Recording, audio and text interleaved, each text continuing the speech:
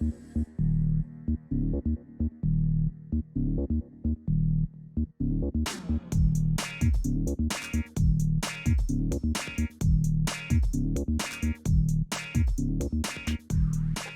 and welcome. Tonight on MajesticPiece Theatre, we're pleased to bring you The Rover, or The Banished Cavaliers by Afrobent. Let me set the scene. Our story begins during the height of a much-anticipated Pride celebration, and it feels as if the whole world is out having the time of their lives. At least, it feels that way to Florinda and Helena, two siblings who've been forbidden from enjoying the parties. We join them at home where they talk of what so many do during this time of year. Love. What an impertinent thing is a young girl bred in a nunnery! How full of questions! Prithee, no more, Helena. I have told thee more than thou understands already. More's my grief. I would fain know as much as you, which makes me so inquisitive. Nor is it enough to know you're a lover, unless you tell me who it is you sigh for. When you are a lover, I will think you fit for a secret of that nature. It's true. I was never a lover yet, but I begin to have a shrewd guess what it is to be so. In fact, it is very pretty to sigh and sing and blush and wish and dream and wish and long and wish and to see the beloved, and when I do look pale and tremble, just as you did when my brother brought home the fine English colonel to see you, what do you call her? Belleville? Sigh, Helena. That blush betrays you. I'm sure 'tis so. Or is it Don Antonio, the viceroy's son, or perhaps the old rich Don Vincencio, whom my father designs for your husband? Oh, Why do you blush again? with indignation, and how near soever my father thinks I am to marrying that hated object, I shall let him see. I understand better what's due to my beauty, birth, and fortune, and more to my soul than to obey his unjust commands. Now hang me if I don't love thee for that, dear disobedience. But tell me, dear Florinda, don't you love that fine Belleville? For I vow, next to loving her myself, 'twill please me most that you do so, for she is so gay and so handsome.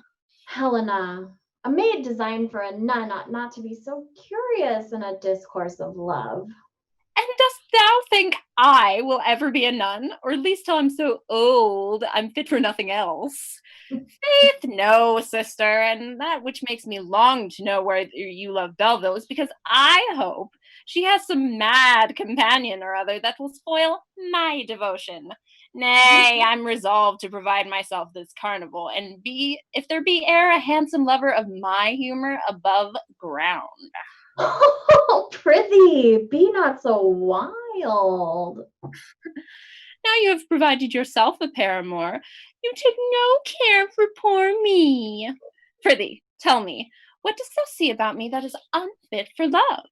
Have I not a world of youth, a humor gay, a beauty passable, a vigor desirable, well-shaped, clean-limbed, sweet-breathed, and sense enough to know that all these ought to be employed to the best advantage? Yes, I do, and I will. Therefore, lay aside your hopes of my fortune by being a devotee, and tell me how you came acquainted with this Belleville. For I perceive you knew her before she came to Naples.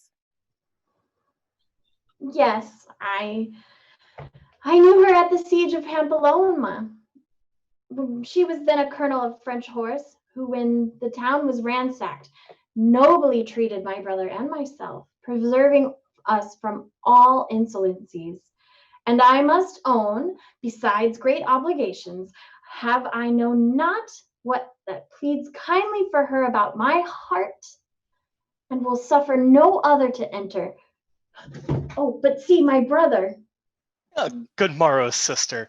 Pray, when saw you your lover, Don Vincentio? I know not, sir. Helena, when was he here? For I consider it so little, I know not when it was. I have a command from my father here to tell you, you ought not to despise him, a man of so vast a fortune and such a passion for you. A passion for me? 'Tis more than I e'er saw, or had a desire should be known. I hate Vincentio, and I would not have a man so dear to me as my brother follow the ill customs of our country and make a bondswoman of his sister. And, sir, my father's will I'm sure you may divert. I know not how dear I am to you, but I wish only to be ranked in your esteem equal with the English Colonel Belleville. My brother Oh, follow why do the you ill frown and customs of our blush? country and Is make there a any guilt bondswoman belongs of to his the name of that sister. cavalier? And, sir, my father's I'll not will deny I I'm sure value you Belleville. may divert. When I was exposed to I such know not dangers how as the dear license I lust am of to common you, soldiers but threatened, I when rage and conquest flew through the city, then Belleville, this criminal for my sake, threw herself into all dangers to save my honor. And will you not allow her my esteem? yes, pay her what you will in honor. But you must consider Don Vincentio's fortune and the jointer he'll make you. Let him consider my youth, beauty, and fortune, which ought not to be thrown away on his age and jointure. And 'tis true, he's not so young and fine as that Belleville, but what jewels will that cavalier present you with? Those of her eyes and her heart? And are not those better than any Don Vincencio has brought from the Indies? Oh, why, how now? Has your nunnery breeding taught you to understand the value of hearts and eyes? Better than to believe Vincencio deserves value from any woman. This is fine. Go up to your devotion. You are not designed for the conversation of lovers. Is it not enough that you make a nun of me, but you must cast away my sister too? Exposing her to a worse confinement than a religious life? The girl's mad. Is it a confinement to be carried into the country, to an ancient villa belonging to the family of the Vincentios, than these 500 years, and have no other prospect than that pleasing one of seeing all her own that meets her eyes, a fine air, large fields and gardens where she may walk and gather flowers? Hmm? Um, you have considered, has no fortune to bring you to, is banished in her country, despised at home and pitied abroad. What then? Is the Viceroy's son better than old fisty John Vincencio? Callus! Callus! Callus, make it your business to watch this wild cat. As for you, Florinda, I've only tried you all this while and urged my father's will, but mine is that you would love Antonio. He is brave and young, and all that can complete the happiness of a gallant maid. This absence of my father will give us opportunity to free you from Vincentio by marrying here, which you must do tomorrow. Tomorrow? Tomorrow! Well, 'twill be too late. 'Tis not my friendship to Antonio which makes me urge this, but love to thee, and hatred to Vincentio. Therefore resolve upon it tomorrow. Sir, I shall strive to do as shall become your sister. I'll both believe and trust you. Adieu. As become his sister. That is to be resolved your way, as he is to. I never till now perceived my ruin near. I have no defense against Antonio's love, for he has all the advantages of nature, the moving arguments of youth and fortune. But hark you, Callus, you will not be so cruel as to lock me up indeed, will you? I must obey the commands I hate. Besides, do you consider what a life you are going to lead? Yes, Callus, that of a nun. Till then, I'd be indebted a world of prayers to you, if you let me now see what I never did, the divertissements of a carnival. What? Go in masquerade? 'Twill be a fine farewell to the world, I take it. Pray, what would you do there? That which all the world does, as I'm told. Be as mad as the rest, take all innocent freedom, sister. You'll go too, will you not? Come, prithee, be not sad. We'll outwit 20 brothers, if you'll be ruled by me. Come, put off this dull humor, and with your clothes, and assume one is gay and as fantastic as the dress my cousin Valeria and I have provided, and let's ramble. Callus, will you give us leave to go? I have an itch of going myself. Madam, if I thought your brother might not know it, and I might wait on you, by my troth, I'll not trust young girls alone.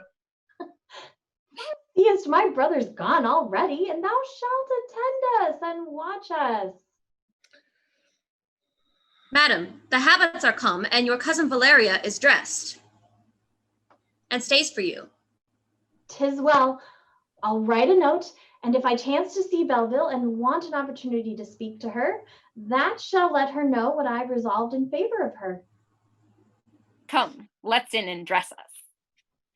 Well, it seems Don Pedro might have trusted his sisters a little too soon. Let's head to the streets where 3 friends on vacation are enjoying the festivities already in full swing. That is, most of them are enjoying themselves.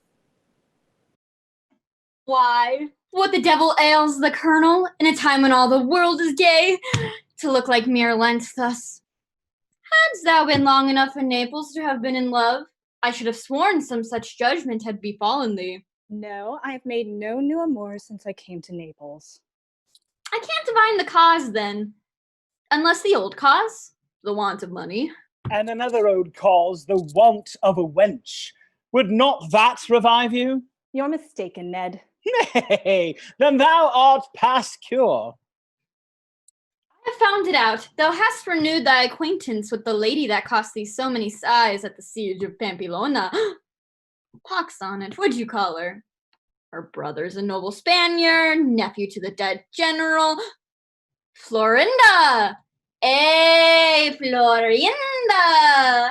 And will nothing serve thy turn but that damned virtuous woman, who on my consciousness thou lovest in spite too, because thou seest little or no possibility of gaining her? Thou art mistaken.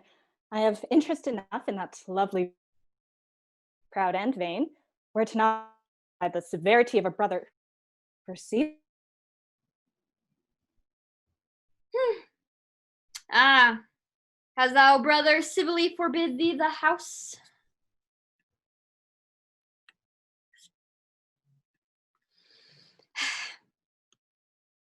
Powerful rival Antonio Vincent. Ah, yes, Don Vincent, whatever his name be. 'Tis so. To make play for a powerful rival, the viceroy's son, who has an advantage of me, in being a man of fortune and her brother's friend, which gives him liberty to make his court, whilst I have recourse only to letters and distant looks from her window, which are as soft and as kind as those which heaven sends down on penitents. By this light, the woman is quite spoiled. Frederick, what the devil are we made of that we cannot be thus concerned for a wench? I dare swear I've had 100 as young, kind, and handsome as this Florinda, and dogs eat me if they are not as troublesome to me in the morning as they were welcome overnight. And yet I warrant she would not touch another woman if she might have her for nothing. That's thy joy, a cheap whore. Oh, why, love a frank soul! When did you ever hear of an honest woman that took a man's money? Dear Belleville, noble colonel! Well, Moore, welcome ashore, my dear Rover. What happy wind blew us this good fortune? Oh, let me salute you, my dear Frederick, and then command me. How is staunest lad? Faith, sir, the old compliment. Infinitely the better to see my dear Mad Wilmore again. Ha ha! Prithee, why camest thou ashore? Oh, I must have bored within a day or two, and my business ashore was only to enjoy myself a little this carnival. Pray, nor new friend, sir. He's but bashful, a raw traveller, but honest, stout, and one of us. Your servant, sir. Yeah, but well, Faith, I'm glad to meet you again in a warm climate. Love and mirth are my business in Naples, and if I mistake not the place, here's an excellent market. See, here be those kind merchants of love you look for. Ooh. Sister, there's your lover, with her a proper handsome fellow. I'll to him, and instead of telling him his fortune, I'll try my own. Oh, dear, pretty, and I hope young devil, will you tell an amorous stranger what luck he's like to have? Have a care how you venture with me, sir, lest I pick your pocket, which will more vex your English humour than an Italian fortune will please you. How the devil camest thou to know my country and humour? The first, I guess, by a certain forward impudence, which does not displease me at this time. And the loss of your money will vex you, because I hope you have but very little to lose. Egad, child, thou art right. It is so little I dare not offer it thee for a kindness.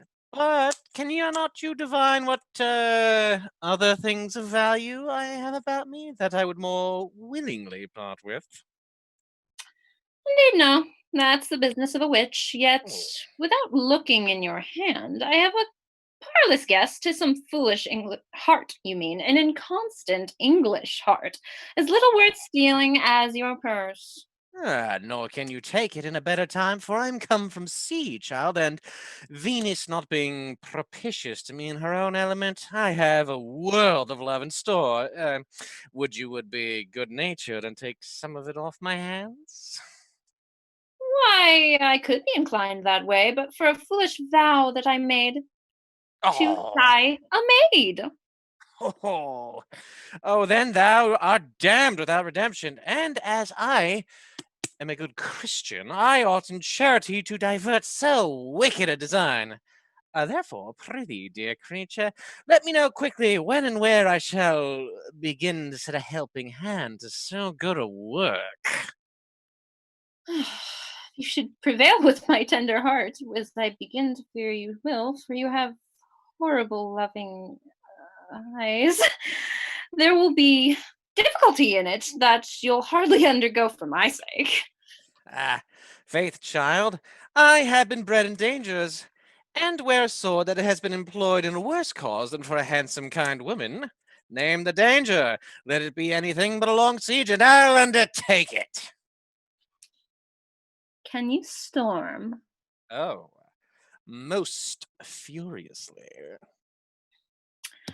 What think you of a nunnery wall, then? For he that wins me must gain that first. None! Oh, how I love thee for it. There's no sinner like a young saint. Nay, there's no denying me. Thy lodging, sweetheart, thy lodging, or I'm a dead man. Why must we be guilty of either fornication or murder if we converse with you men? And is there no difference between leave to love with me and leave to lie with me? Faith, child, they were made to go together. Let's leave those two to their flirting, shall we? On the other side of the street, it seems that Blunt has caught the attention of two local scammers who've recognized him for a tourist. I think his vacation is about to take a turn for the worse. You sure this is the guy? When did I mistake your game? This is a stranger I know by his gazing. If he be brisk, he'll venture to follow me. And then, if I understand my trade, he's mine. He's English, too, and they say that's sort of a good-natured loving people and have generally so kind of opinion of themselves that a woman with any sort of wit may flatter them into any sort of fool she pleases. Oh, 'tis so. She is taken. I've beauties which my false glass at home did not discover.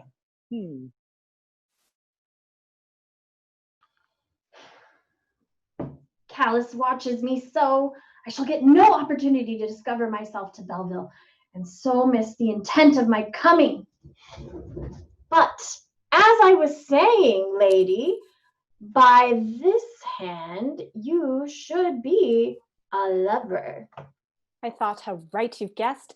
All souls are in love, or pretend to be so. Come, let me go. I'm weary of this fooling. I will not, till you have confessed whether the passion that you have vowed Florinda to be true or false. Florinda? Softly. Thou hast named one will fix me here forever. Oh, she'll be disappointed then who expects you this night at the garden gate. And if you'll fail not, you will go near to do. She vows to die or make you happy. Madam, your brother's here. Take this to instruct you further.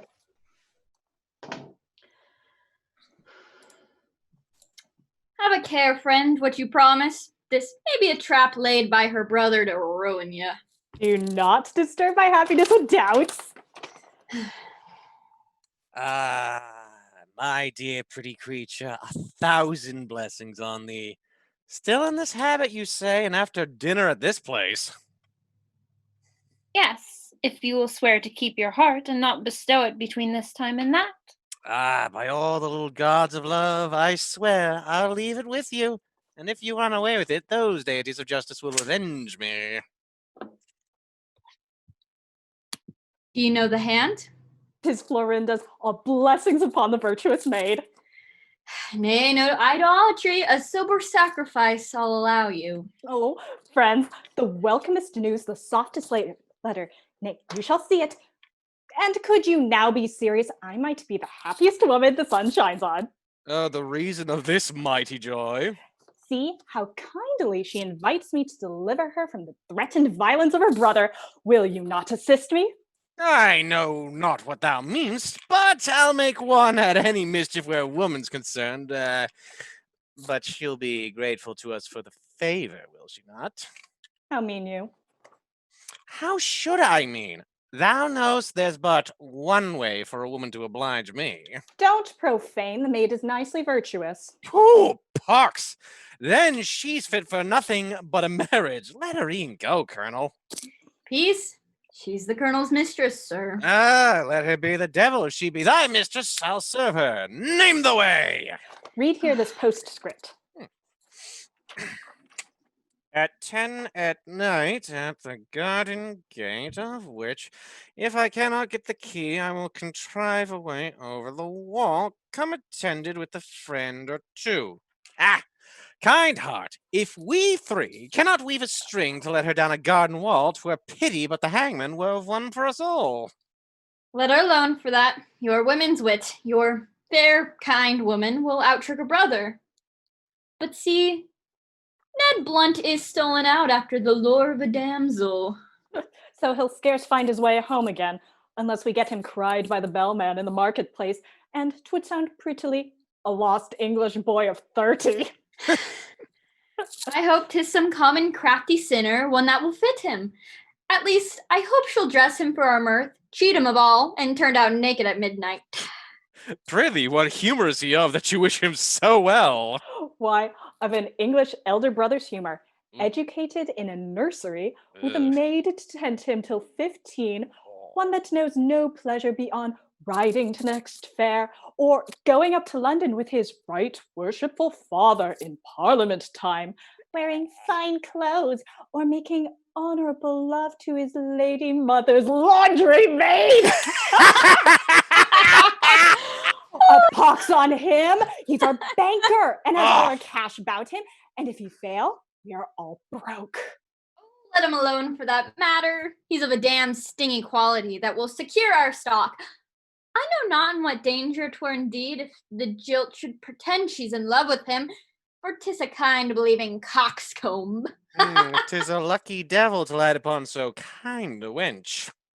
Thou hadst a great deal of talk with thy little devil, 'cause thou do no good upon her. Oh, hang her. She was some damned honest person of quality, I'm sure. She was so very free and witty. If her face be but answerable to her wit and humor, I would be bound to constancy this month to gain her. In the meantime, have you made no kind acquaintance since you came to town? You do not used to be honest so long. Faith, love has kept us honest. We have all been fired with the beauty newly come to town, the famous Angelica Bianco. What? The mistress of the dead Spanish general. Yes, she's now the only adored beauty of all the youth in Naples, who put on all their charms to appear lovely in her sight, to attract the eye of this fair charmer, while she has the pleasure to behold all languish for her that see her. 'Tis pretty to see with how much love the men regard her, and the women. What gallant has she? Ooh, none. She's exposed to sail, and 4 days in the week she's yours for so much a month. Ooh, prithee, let's see her. Let's first to dinner, and after that we'll pass the day as you please. But at night, you must all be at my devotion. I will not fail you. I'm not so sure Wilmore will be able to keep that promise. I suppose we'll just have to wait and see. After their dinner, the revelers take to the streets once more to see what other pleasures they can find in such a gay town. But why thus disguised and muzzled? Because whatever extravagances we commit in these spaces, our own may not be obliged to answer them. I should have changed my clothing too. But no matter. My little devil will not have found me out then. For if she should change hers, it is impossible I should know her, unless I should hear her prattle. Pox on it! I cannot get her out of my head! Oh, pray heaven, if ever I do see her again, she prove damnably ugly, so that I may fortify myself against her tongue. Have a care of love, for if my conscience she was not of a quality to give thee any hopes. Oh, pox on 'em, why do they draw a man in it? She has played with my heart so that 'twill never lie still until I have met with some kind wench that will play out the game with me. Oh, for my arms full of soft, kind lover. Oh, such as I fancy Angelica. This is her house, if you were but in stock to get admittance. Oh, I long to see the shadow of the fair substance a man may gaze on that for nothing. Colonel, thy hand and thine, Fred. I have been an ass, a deluded fool of a very coxcomb from my birth till this hour, and heartily repent my little faith. What the devil's the matter with thee, Ned? Oh, such a mistress, such a girl. Where? Oh, so fond, so amorous, so toying and fine, and all for sheer love, ye rogue. And oh, how she looked and kissed and soothed my heart from my bosom. I cannot think that I was awake, and yet methinks I see and feel her charms still. Oh, Fred, try if she have not left the taste of her balmy kisses upon my lips. Death, man, where is she? Oh, what a dog was I to stay in dull England for so long. How have I laughed at the Colonel when she sighed for love. But now, oh, the little archer has revenged her. Well, I am resolved to sell all in Essex and plant here forever. Dost thou know her name? Her name? No. What care I for names? She's fair, young, brisk, kind, even to ravishment. Oh, what a pox care I for knowing her by another title. She expects me again tonight. Well, sir, for all of your person of quality, I shall be very glad to understand your purse be secure. 'Tis our whole estate at present, which we are loath to hazard in one bottom. Come, sir, unload. Take the necessary trifle. It's useless now to me that I am beloved by such a gentlewoman. Ha! Money. Here, take mine too. No, keep that to be cozened, that we may laugh. Cozen death. Would I could meet with one that would cozen me of all the love I could spare tonight. Pox, 'tis some common whore upon my life. A whore? Yes, with such clothes, and such jewels, and such a house, and such furniture, and so attended. A whore! Pox on it! Where do these fine whores live? This Essex calf believes them to be persons of quality. Pox, y'all are fools!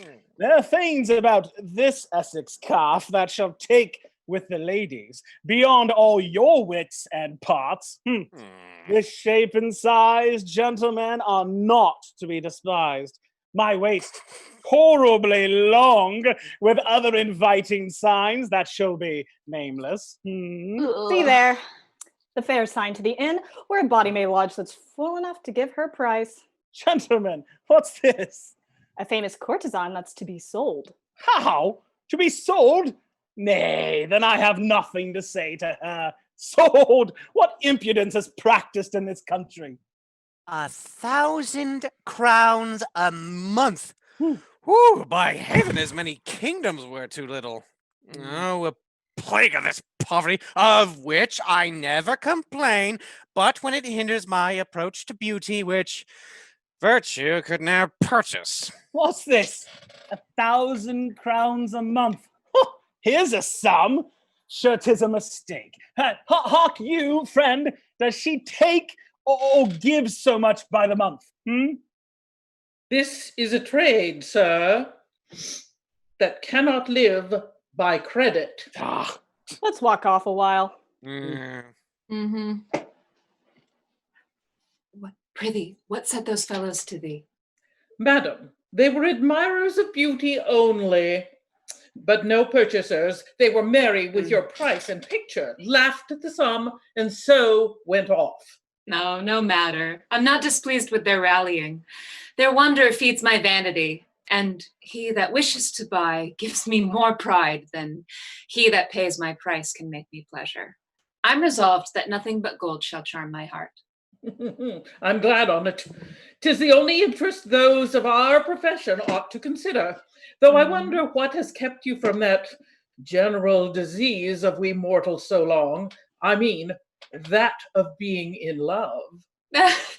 A kind but sullen star, under which I had the happiness to be born. But there's Don Pedro. Fetch me my lute, for 'tis for him or Don Antonio, the viceroy's son, that I have spread my nets. 1,000 crowns. Had not the painter flattered her, I should not think it dear. Flattered her? By heaven, he cannot. I have seen the original, nor is there one charm here more than adorns her face and eyes. All this soft and sweet with a certain languishing air that no artist can represent. What I heard of her beauty before had fired my soul, but this confirmation of it has blown it into a flame. By heaven, she's charming fair.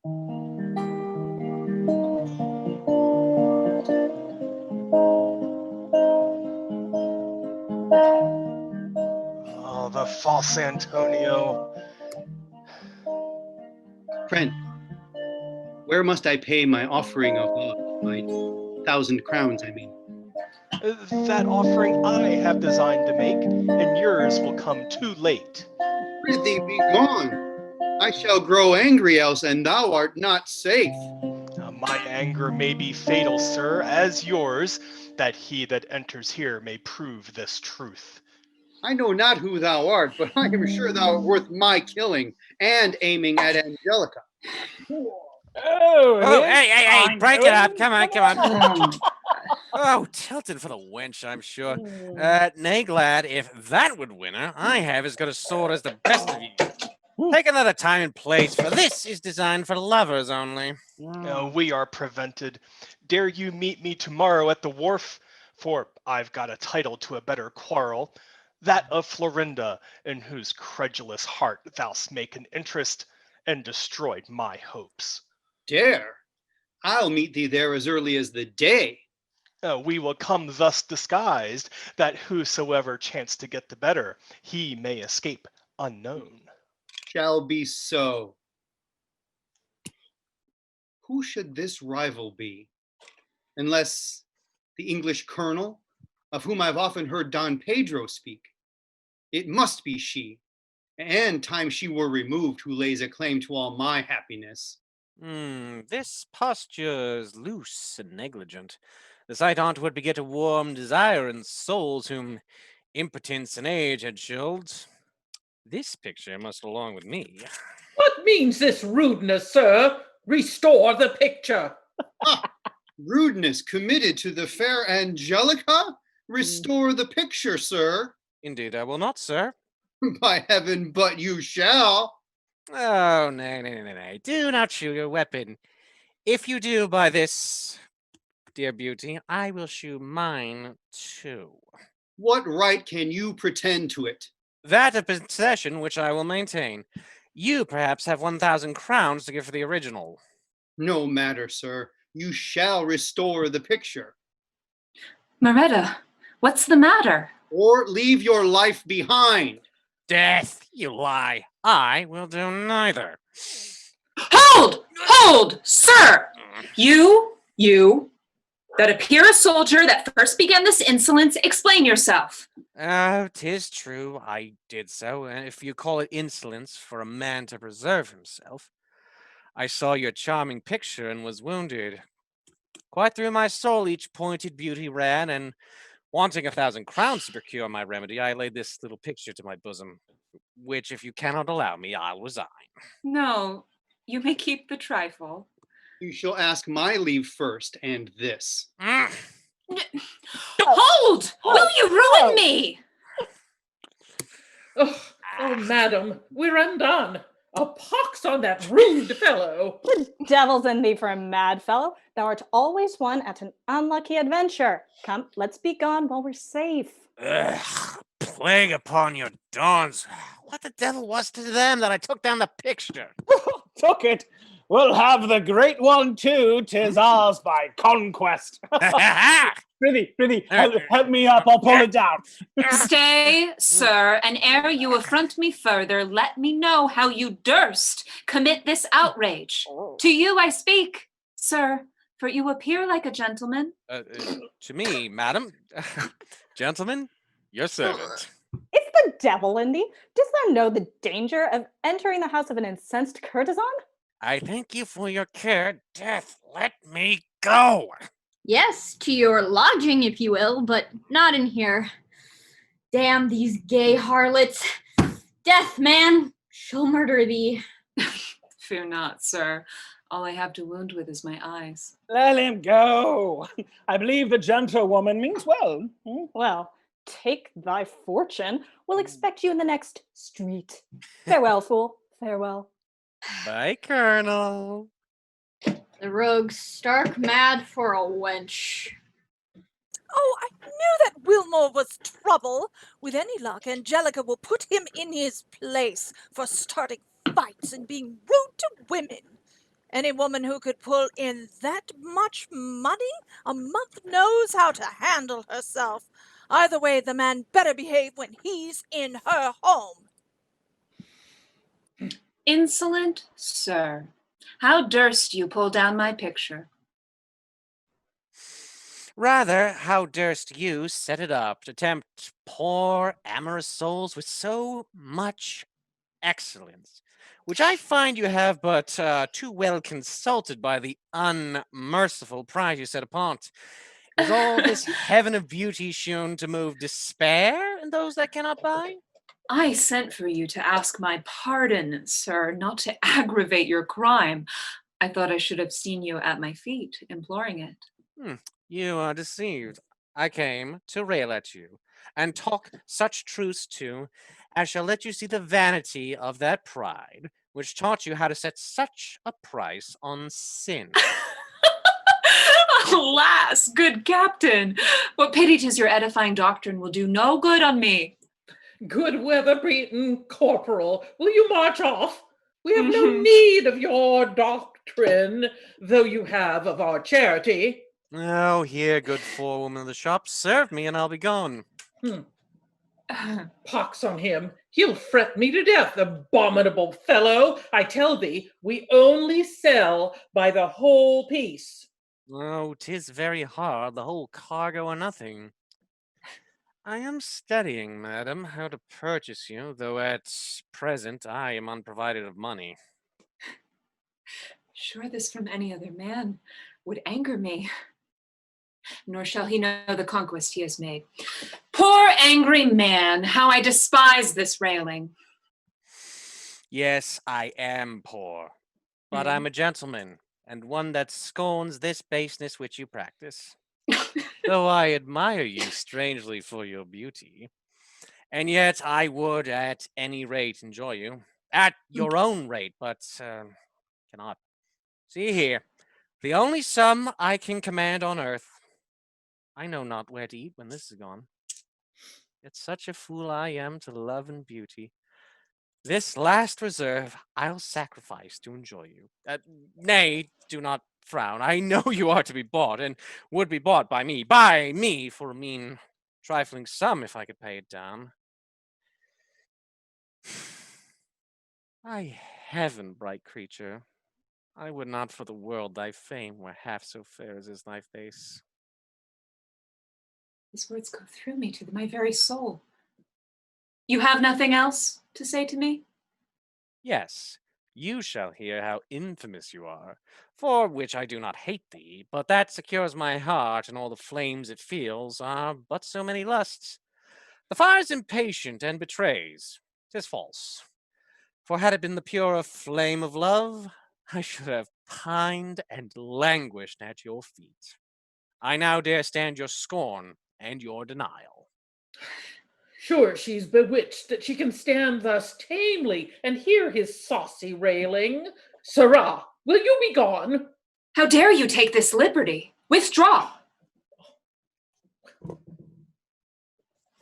Pray, tell me, sir, are you not guilty of the same mercenary crime?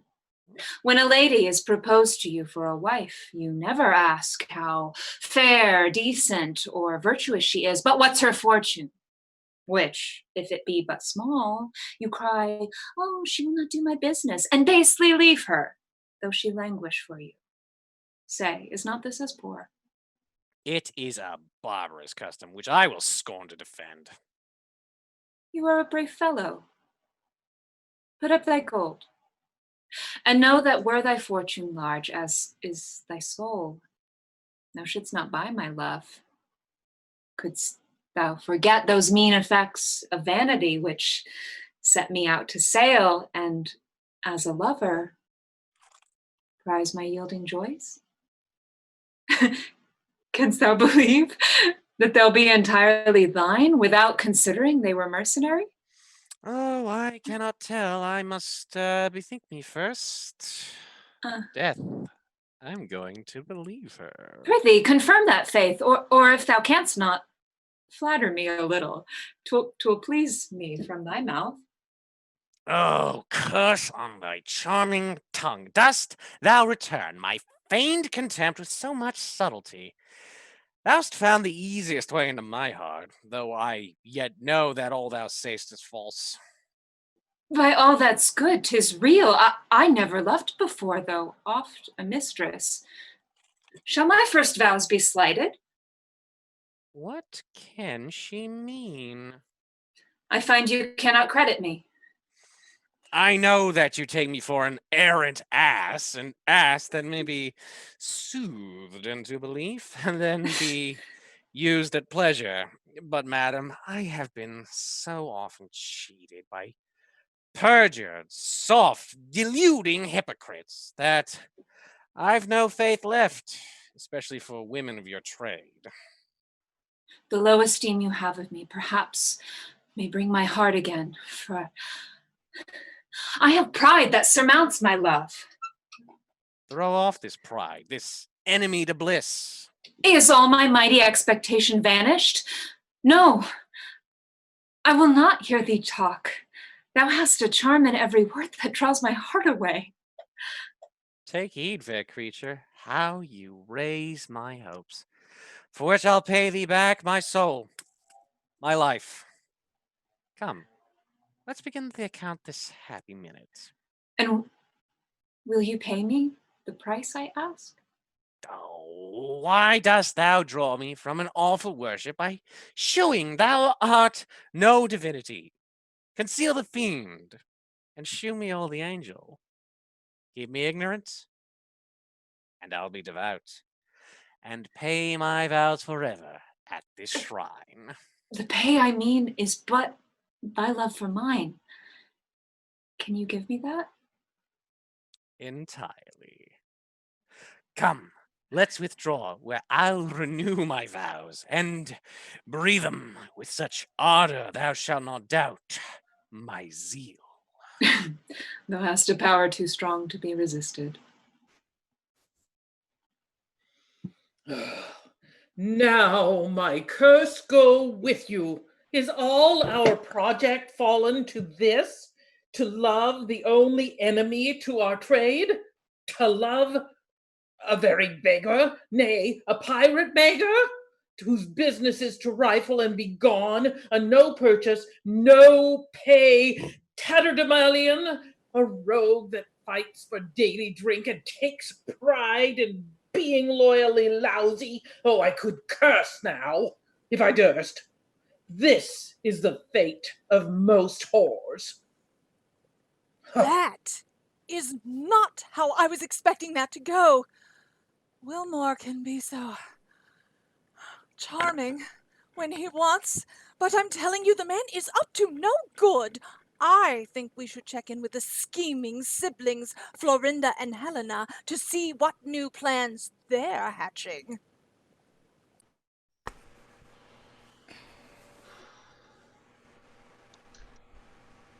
I wonder what should make my brother in so ill a humor. I hope he has not found out our ramble this morning.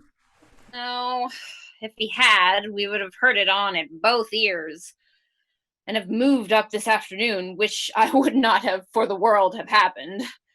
Hey ho, I'm as sad as a lover's lute. Methinks Helena has been very serious ever since. I would give my garters she were in love, to be revenged upon her for abusing me. How's it, Helena?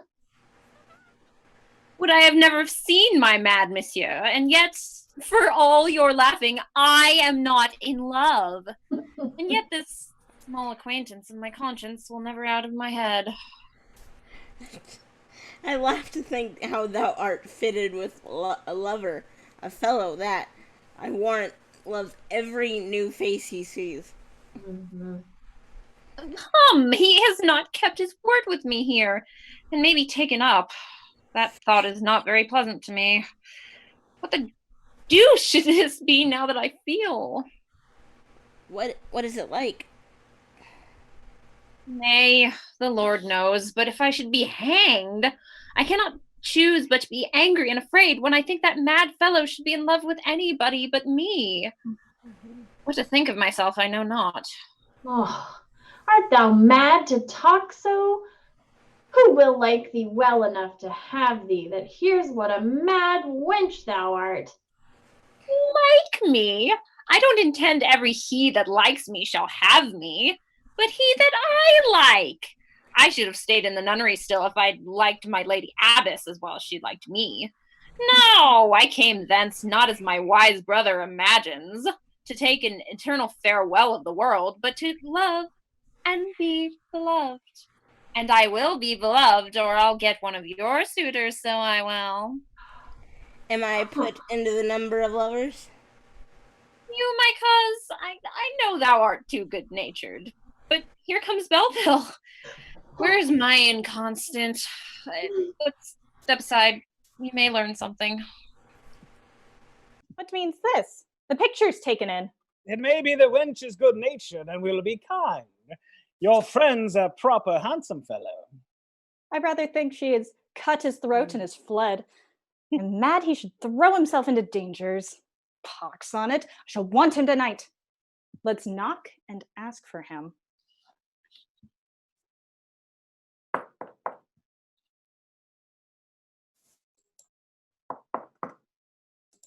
Hello? What would you have? Tell the stranger that entered here about 2 hours ago that his friends stay here for him. A curse upon him. Would that he were at the devil, but he's coming to you. How? And how? Dear lad, has fortune smiled? Are we to break her windows or raise up altars to her? Does fortune not sit triumphant on my brow? By heaven, Cupid's quiver has not half so many darts as her eyes. Oh, to sleep in her arms is lying in fresco, all perfumed air about me. Well, sir, let's go take a bottle and hear the story of your success. But hark ye, sir, you are not married, are you? All the honey of matrimony, but none of the sting, friend. Thou art a fortunate rogue. I am so, sir. Sir, my lady expects you. She has removed all that might oppose your will and pleasure, and is impatient till you come. Sir, I'll attend you. Oh, the happiest rogue. I'll take no leave, lest they either dog me or stay me. Oh, but then is your little devil forgot? Oh, a mischief on thee for putting her into my thoughts. I'd quite forgot her else in this night's debauch and drunk her quite down. Had it so, good captain. I hope she did not hear. What, afraid of such a champion? Oh, you're a fine lady of your word, are you not? To make a man languish the whole day. In tedious search of me. Egad, child, thou'rt in the right hadst thou seen what a melancholy dog I have been ever since I was a lover. How I've walked the streets like a monk with my hands in my sleeves. Faith, sweetheart, thou wouldst pity me. Now, if I should be hanged, I can't be angry with him. He dissembles so heartily. Alas, good captain, what pains you have taken! Now were I ungrateful not to reward so true a servant.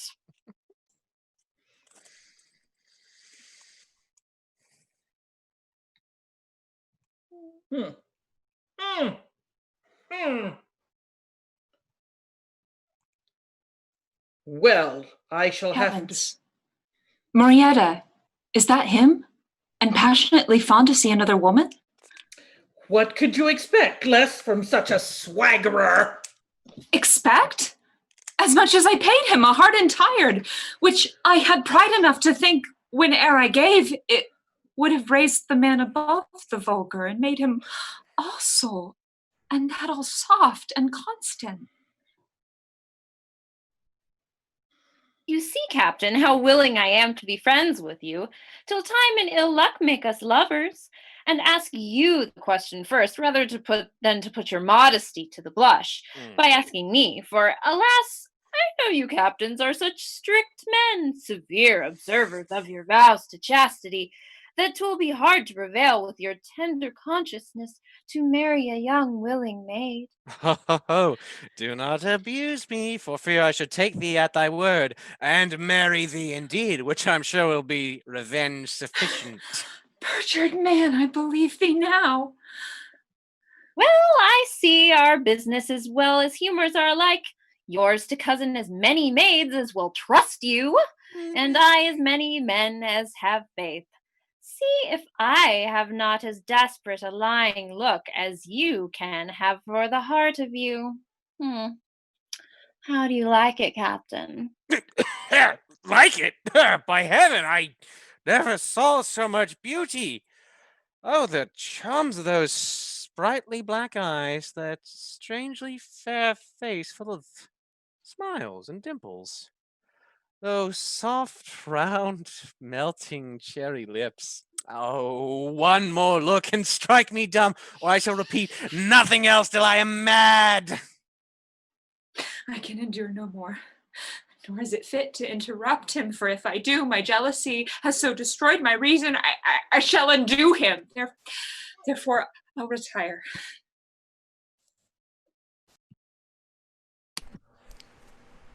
Pray thee, dear stranger, be not so sullen, for though you have lost your love, you see, my friend frankly offers you hers to play with in the meantime. Faith, madam, I am sorry I can't play at your game. Believe me, noble stranger, I'm no common mistress, and for a little proof on it, wear this jewel. Nay, take it, lady, 'tis right, and bills of exchange may sometimes miscarry. Madam, why am I chosen out of all mankind to be the object of your bounty? Madam, from my window I have often seen you, and women of quality have so few opportunities for love that we ought to lose none. Take the jewel, fool. You tempt me strangely, madam, every way. But for a vow I've made to a very fine lady, this goodness had subdued me. Tell me what you did in yonder house, and I'll unmask.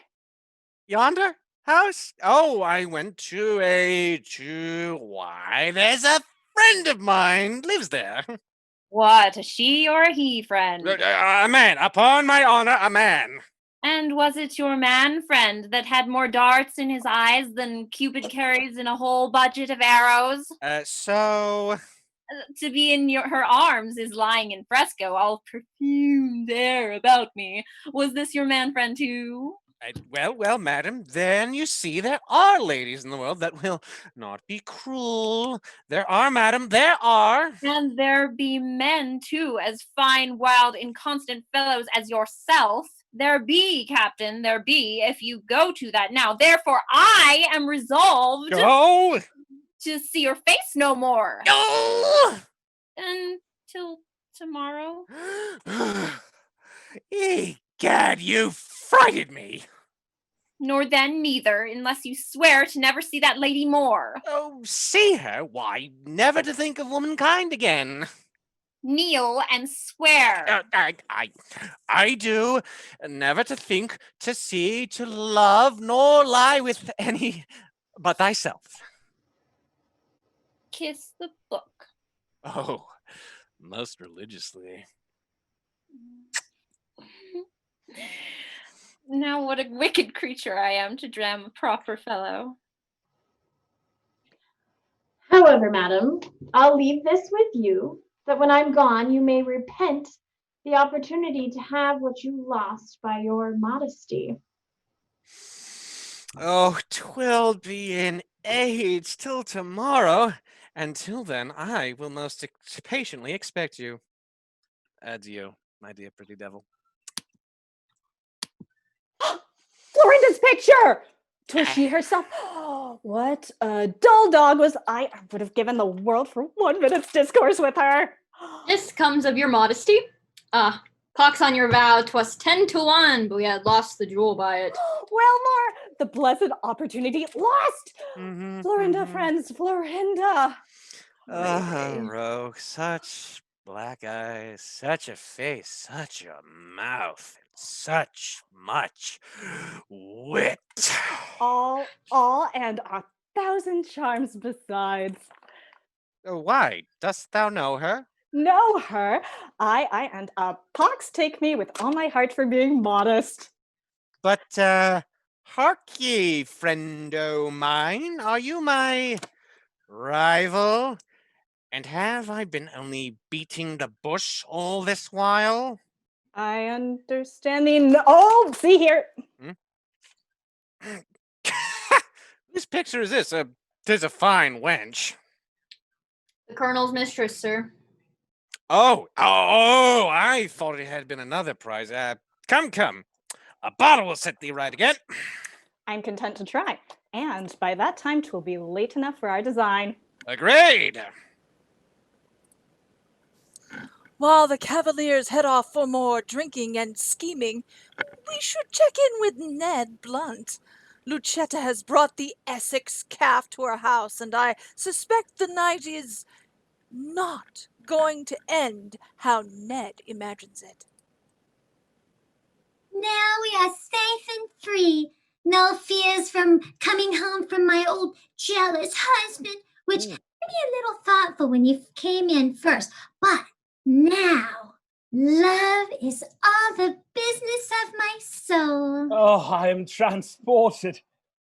Pox on it. I had not but some fine things to say to her, such as lovers use. I mean, I was a fool not to learn of Fred a little by heart before I came. Something I must say. Sweet soul, I am not used to compliment, but I'm an honest gentleman and thy humble servant. Nothing to pay for such a great favor, but such a love as cannot but be great, since at first sight of that sweet face and shape, it made me your absolute captive. Oh, kind heart, how prettily she talks. Egad, I'll show her husband a Spanish trick. Send him out of the world and I'll marry her. Oh, she's damnably in love with me. Well, sir, I'll go undress me and be with you instantly. Oh, make haste then. Thou canst not guess at the pain of a longing lover when his joys are drawn within the compass of a few minutes. You speak my sense. I'll make haste to provide it. Oh, 'tis a rare girl. This one night's enjoyment with her will be worth all the days I ever passed in Essex. Would she go with me into England? Thou, to say truth, I mean, there's plenty of whores there already. Why, what a house she has! I mean, it's so rich and fine. Oh. Sir, my lady has sent me to conduct you to her chamber. Oh, sir, I shall be proud to follow. I mean, here's one of her servants, too. By his garb and gravity, he might be a justice of peace in Essex. But here, he's but a pimp. Sir, my commission reaches no farther. Sir, I'll excuse your compliment. What, in bed, sweet mistress? Oh. You see, I still outdo you in kindness. Oh, thou shalt see what haste I'll make to quit scores. Oh, the luckiest rogues. Good soul, I'm the fortunate dog. Are you not undressed yet? Oh, as much as my impatience will permit. Sir, put out the light. It may betray us. Anything. I need no other light but that of thine eyes. Where am I caught? Where are you, sweetest? Oh, the rogues are silent now. A pretty love trick, this. How shall laugh at me anon. You need not, my dear rogue. You need not. I mean, I'm all on a fire already. Come now, call me in for pity. Sure, I am enchanted. I have been round this chamber and can find neither woman nor bed. I lock the door. I'm sure she cannot go that way. Look, enough! Enough, my pretty wanton. Do not carry this jest too far. Ah, betrayed! Dogs! Rogues! Pimps! Help! Help! He's dispatched finely.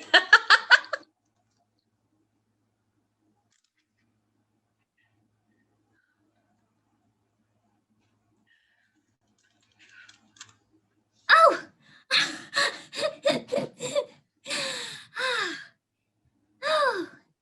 Nay, when I saw 'twas a substantial fool, I was mollified. But when you dote upon a serenading coxcomb, upon a face, fine clothes, and a lute, it makes me rage. You know, I was never guilty of that folly, my dear Filippo. But yourself? Come, let's see what we've got by this. A rich coat, a sword and hat. These breeches, too, are well lined. See here, a gold watch, a purse. Gold! Unmerciful rogue, not to afford him one night for all of this. Blame me not, Lucetta, to keep as much of thee I can to myself. Come, that thought makes me wanton. Let's to bed. Lord, I am got out at last. Now to damning and cursing. What a dog was I to believe in women. Coxcomb, ignorant, conceited coxcomb.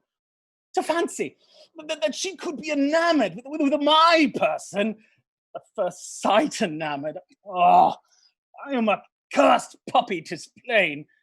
Fool. Fool was writ upon my forehead. She perceived it. Saw the Essex calf there. What allurements could there be in this countenance? Oh, silly, dull dog! To be thus soothed into a cozening. Oh, but my comrades, death and the devil, that's the worst of it. Fred, that rogue, and the colonel, that abused me beyond all Christian patience. Had she left me clothes, and I have a bill of exchange at home would have saved my credit. But now, all hope is taken from me. Well, I'll home. I can find the way with this consolation that I am not the first kind believing coxcomb, but there are gallants, many such good natures amongst ye. The hijinks keep coming, I swear. Hopefully Ned can find his way back to the hotel without further incident. While he wanders the streets in his underwear, Florinda is waiting in her garden for Belleville.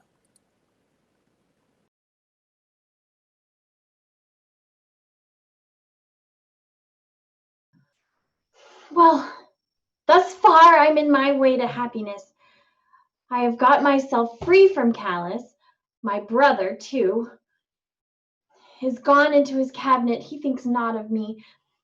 I have, by good fortune, got the key of the garden back door. I'll open it to prevent Belleville's knocking. With a little noise will now alarm my brother. Now I am as fearful as a young thief. Hark! What noise is that? Oh, 'twas the wind that played against the boughs. Belleville stays long. Methinks it's time for him to... Oh, what the devil has become of these cavaliers, Belleville and Frederick? They promised to stay at the next corner for me, but who the devil knows the corner of a full moon? Oh, now, whereabouts am I? What have we here? A garden, a very convenient place to sleep in. Ooh. What has God sent us here? A female by dislike a woman. I'm a dog, if it be not a very wench. She's come. Huh. Who's there? Oh, sweet soul, let me salute thy shoestring. 'Tis not my Belleville. Good heavens, I know him not. Who are you? And from whence you come you? Oh, pretty child, not so many hard questions. Let it suffice, I am here, child. Come, kiss me. Oh, good gods. What luck is mine? Oh, only good luck, child. Parlous good luck. Come hither. 'Tis a delicate, shining wench. Why, thou mayst be free with me. I'll be very secret. I'll not boast of who 'twas obliged me, not I, for hang me if I know thy name. Oh, heavens, what a wicked beast is this? Wicked, egad, child. I judge, were he young and vigorous, and saw those eyes of thine would know 'twas thy gave the first blow, the first provocation. No, I'll cry murder, rape, or anything if you do not instantly let me go. A rape? Oh, come, you lie. Why at this time of night was your cobweb door set open, dear spider, but to catch flies? Come! Ah, sir, can you think? Oh, that's you do it for nothing. Oh, I find what she'd be at. Look, here's gold for you. Here's a work indeed. Yeah, take it, I say. Oh, for heaven's sake, sir, as you're a gentleman. Come, take it, or I'll put it up again. For looky, I never give more. Don't come, no struggling. The door is open. Pox of this mad fellow. I'm angry we've lost him. I'd sworn he had followed us. You were so hasty, Colonel, to be gone. Help! Help! Murder! Help! Oh, I am ruined. Oh, sure, that's Florinda's voice. A man? Villain, let go that lady. Belleville! Oh, heavens! Oh, my brother is coming too. It will be impossible to escape. Belleville, I conjure you to walk under my chamber window, from whence I'll give you some instructions what to do. This rude man has undone us. Belleville? I'm betrayed. Run, Stefano, and see if Florinda be safe. So, whoever they be, all is not well. I'll to Florinda's chamber. You need not, sir. The poor lady's fast asleep and thinks no harm. I would not wake her, sir, for fear of frightening her with your danger.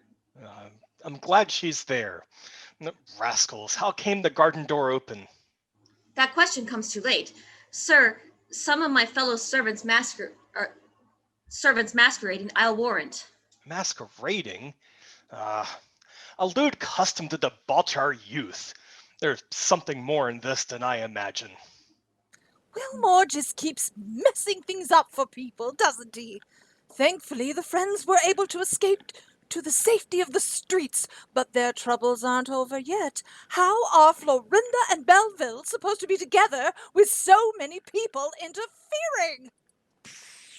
Why, how the devil should I know Florinda? A plague of your ignorance. If it had not been Florinda, must you be a beast, a brute, a senseless swine?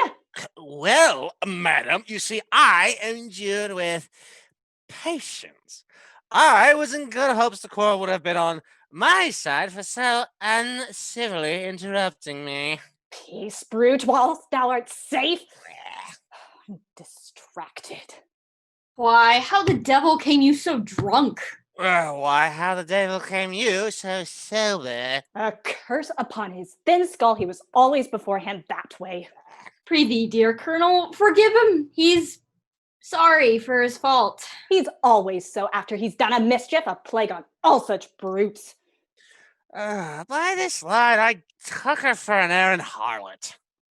Damn your debauched opinion. Tell me, sot, hadst thou so much sense and light about thee to distinguish her to be a woman, and couldst thou not see something about her face and person to strike an awful reverence into thy soul? Faith, no, I consider her as mere a woman as I could wish. Death, I have no patience. Draw, or I'll kill you. Let that alone till tomorrow, and if I set not all right again, use your pleasure. Tomorrow, damn it, the spiteful light will lead me to no happiness. Tomorrow is Antonio's, and perhaps guide him to my undoing. Oh, that I could meet this rival, this powerful fortunate. This, you say, is Angelica's house. I promised the kind baggage to lie with her tonight. I'll now plant myself under Florinda's window, and if I find no comfort there, I'll die. You paid the 1,000 crowns I directed? The lady's old woman, sir, I did. How is this? A man going to board my frigate? Oh. Help! Ayúdame! Murder! The mad rogue's engaged in some unlucky adventure again. Oh, a man killed. Well, and I'll go home to sleep. So, here's one dispatched. Secure the murderer. Do not mistake my charity for murder. I came to his assistance. I shall be tried, madam. St. Iago swords drawn in the carnival time. The hand. Oh, I prithee. Ha! Don Antonio. Well, look well to the villain there. How is it, sir? I'm hurt. Has my humanity made me a criminal? This is the woman that set upon me twice. Carry her to my apartment till you have further orders from me. Poor Belleville, accused of Wilmore's crime. Why am I not surprised? The unlucky lady has been taken to Don Antonio's place, where she's awaiting her fate in a dark room. When shall I be weary of railing on fortune, who's resolved never to turn with smiles upon me? 2 such defeats in one night, none but the devil and that mad rogue could have contrived to plague me with. I am here a prisoner, but where? Heaven knows. And if there be murder done, I can soon decide the fate of a stranger in a nation without mercy. Yet, this is nothing to the torture my soul bows with when I think of losing my fair, my dear Florinda. Hark, my door opens. A light man in seams of quality, armed too. Now I shall die like a dog without defense. Madam, I come to know what injuries I have done you that could provoke you so mean an action as to attack me basely without allowing time for my defense. Sir, for one in my circumstances, to plead innocence would look like fear. But view me well, and you will find no marks of a coward on me, nor anything that betrays that brutality you accuse me of. In vain you oppose upon my sense. You are not only she who drew on me last night, but yesterday before, the same house, that of Angelica. Yet there is something in your face and mien. I own I fought today in defense of a friend of mine with whom you, if you're the same and your party were first engaged, perhaps you think this crime enough to kill me. But if you do, I cannot fear you'll do it basely. No, madam. I come to snatch you from a danger that is decreed against you. Perhaps your life, or long imprisonment. And 'twas with such courage you offended, I cannot see you punished. How shall I pay this generosity? I have a quarrel with a rival, madam, about the maid we love. Death, 'tis Florinda he means. That thought destroys my reason, and I shall kill him. He challenged me to meet him by the wharf side as soon as day appeared. But last night's quarrel has made my arm unfit to fight. I apprehend you, sir. You'd have me kill the man that lays a claim to the maid you speak of. Madam, what do you know of her? Oh, no, sir, I do not know her, but 'tis enough she's admired by you. Madam, I shall rob you of the glory on it, for you must fight under my name and dress. Within, madam, is the habit. Fantastic, Fortune, thou deceitful light that cheats the weary traveler by night. Though on a precipice each step you tread, I'm resolved to follow where you lead. Perhaps Belleville's luck is turning around after all, unless she gets killed during this duel, I guess. Don't these people know we're supposed to be celebrating, not going around starting fights and being rude to women? Speaking of fights, the duel is about to start on the wharf. Florinda's waiting there with her brother's page, Stefana.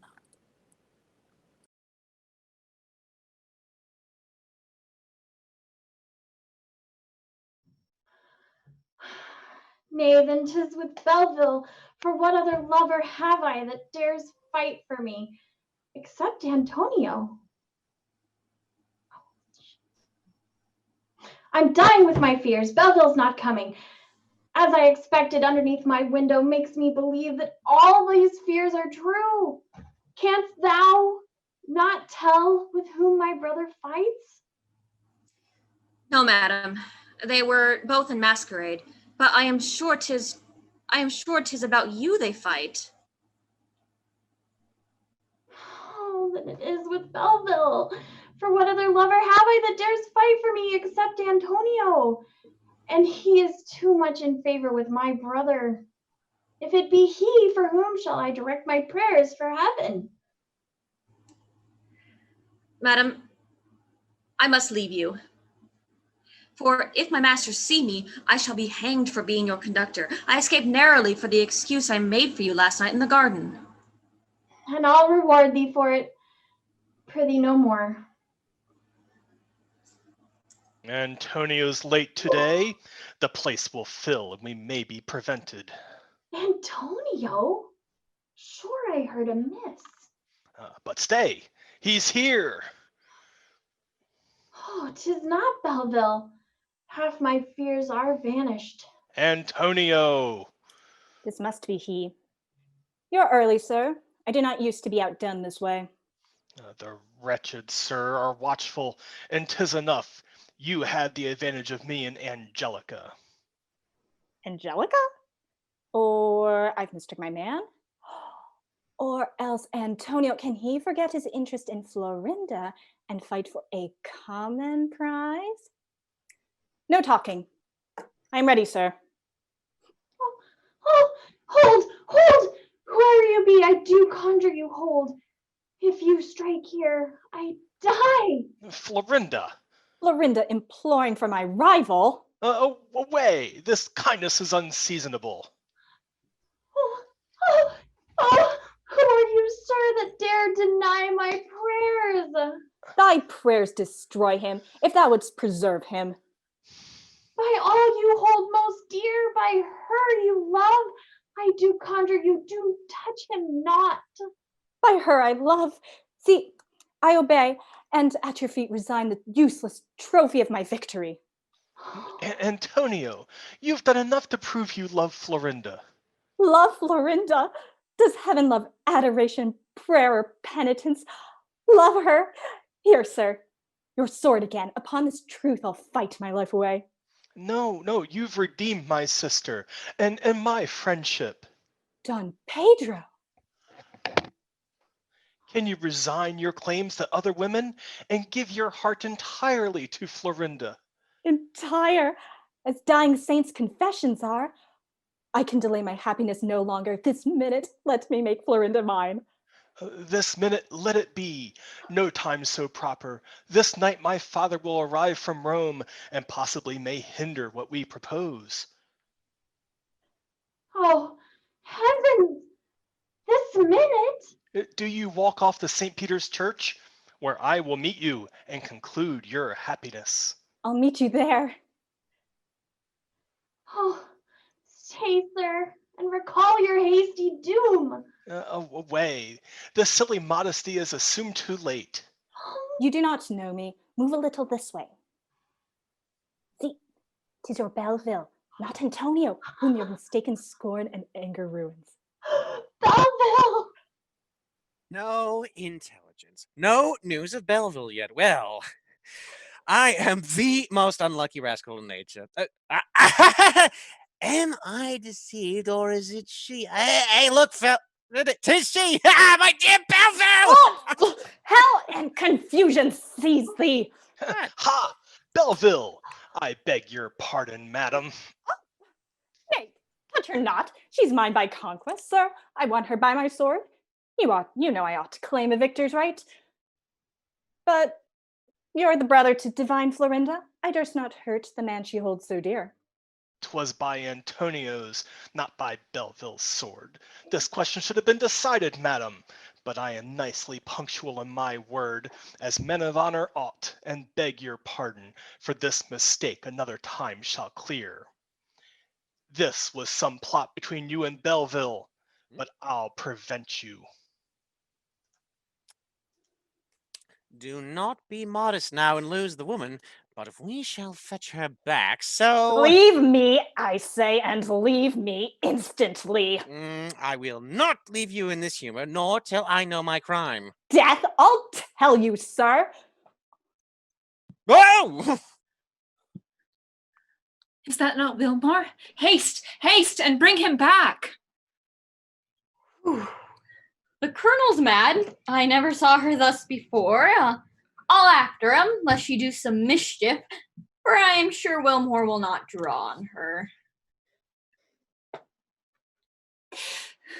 I am all rage, and my first desires defeated for one, for aught he knows, that has no other merit than her quality, her being Don Pedro's sister.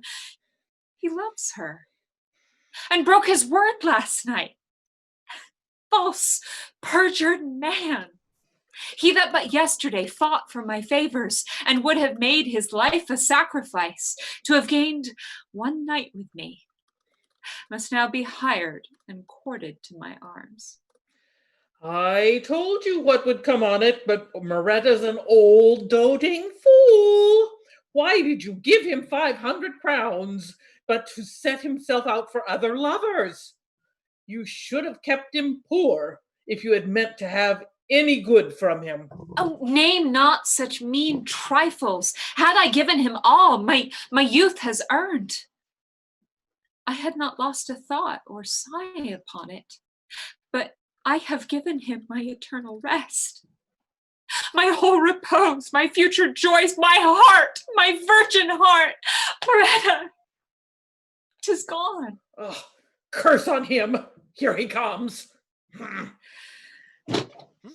Oh, how now? Turn shadow. Fly when I pursue and follow when I fly.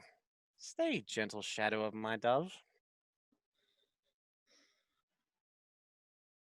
Well, sir, you may be gay, all happiness, all joys pursue you still, but know, false man, that I shall be revenged. Oh, pox of this whining. My business is to laugh and love. A pox on't! I hate your sullen lover. A man shall lose as much time to put you in humor now as would serve to gain a new woman. I scorn to cool that fire I cannot raise or do the drudgery of your virtuous mistress. A virtuous mistress? Why, what the devil should I do with a virtuous woman? Virtue is but an infirmity in women, a disease that renders even the handsome ungrateful.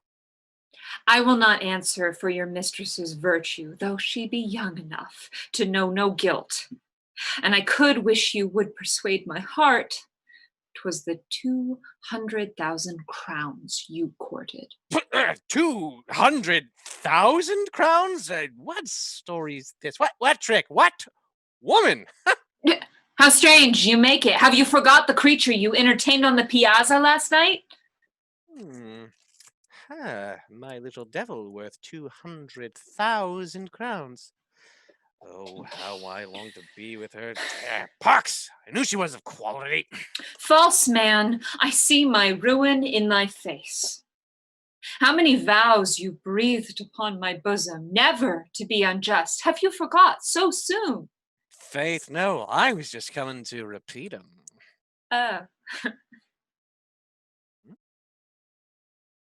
This must be Angelica. I know by her mumping matron here. Aye, 'tis she, my mad captain's with her too, for all his swearing. How this unconstant humor makes me love him. Pray, grave gentlewoman, is this not Angelica? My too young sir, it is. I hope 'tis one from Don Antonio. I will not speak with him. Am I in a humor to receive a lover? Oh, not speak with him. Why, I'll be gone and wait your idler minutes. Can I shew less obedience to the thing I love so fondly? A fine excuse this. Stay. Come hither, boy. Oh, you destroy me with this endearment. Oh, death, how shall I get away? Madam, you'll hardly pardon my intrusion when you shall know my business. I'm too young to tell my tale with art, but there must be a wondrous store of goodness where so much beauty dwells. Pretty advocate, whoever sent thee, prithee proceed. Nay, sir, you shall not go. Then I shall lose my dear fairy forever. Oh, pox on, she stays me out of spite. I'm related to a lady, madam, young and rich and nobly born, but has the fate to be in love with a young English gentleman. Strangely she loves him. At first sight she loved him, but did adore him when she heard him speak. Egad, I hope this concerns me. 'Tis my false man, he means. Would he were gone, this praise will raise his pride and ruin me. Well, sir, since you are so impatient to be gone, I will release you, sir. No, madam, I've considered better on't, and will not give you cause of jealousy. Well, to your story, boy, though 'twill undo me. With this addition to his other beauties, he won her unresisting tender heart. He vowed and sighed and swore he loved her dearly, and she believed the cunning flatterer, and thought herself to be the happiest maid alive. Today was the appointed day by both to consummate their bliss. The virgin altar and the priest were dressed, and whilst she languished for the expected bridegroom, she heard he paid his broken vows to you. Madam, 'tis to entreat you, oh, unreasonable. You would not see this stranger, for if you do, she vows you are undone. Though nature never made a man so excellent, I'm sure he'd been a god if but for inconstancy. Oh, I shall burst with jealousy. Do you know the man you speak of? Yes, madam, he used to be in buff and scarlet.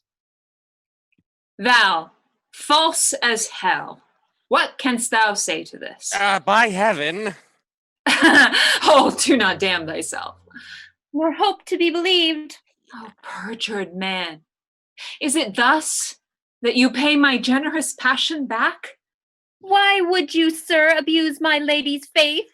And use me so inhumanely? A maid so young, so innocent. Ah, now thou art silent. Guilt has struck thee dumb.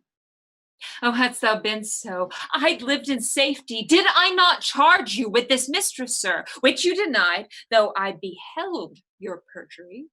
The rogue's bred up to mischief. Art thou so great a fool to credit him? Yes, I do. And you in vain impose upon me. Come hither, boy. Is this not the man you speak of? I think it is. I cannot swear, but I vow he is such another's lying lover's look. Do I not know that face? Oh, by heaven, my young devil, what a dull dog was I. Madam, I have found out the plot. Lord, am I discovered now? Will you be such a rogue? Oh, nay, I'll teach you to spoil sport you will not make. This, small ambassador comes not from a person of quality, as he says, but from a very errant fairy, the talkingest, pratingest, cantingest little animal thou ever sawest. Thou mayst as well be jealous of thy monkey or parrot as her. Did you not promise then to marry her? Oh, not I, by heaven. Oof. You cannot undeceive my fears and torments till you have vowed you will not marry her. If he swears that, he'll be revenged on me indeed for all my roguery. If it were possible I should ever be inclined to marry, it should be to some kind young sinner, one that has wit enough to manage an intrigue of love. By heaven, there's no faith in anything he says. Madame, Don Antonio. I'll see him. Get my coach ready. It waits you, madame. Well, this is lucky. What, madame, now may I be gone and leave you to the enjoyment of my rival? Dull man that canst not see how ill, how poor that false dissimulation looks. Be gone, and never let me see thy face again, lest I relapse and kill thee. Yes, you can spare me now. Farewell till you are in a better humor. I'm glad of this release. Now for my fairy. For though to worse we change, yet still we find new joys, new charms, in a new mist that's kind. With what willing haste he took his leave, as if the longed-for minute were arrived of some blessed assignation. In vain I have consulted all my charms, in vain this beauty prized, in vain believed that my eyes could kindle any lasting fires. Then since I am not fit to be beloved, I am resolved to think on a revenge on him that soothed me thus to my undoing.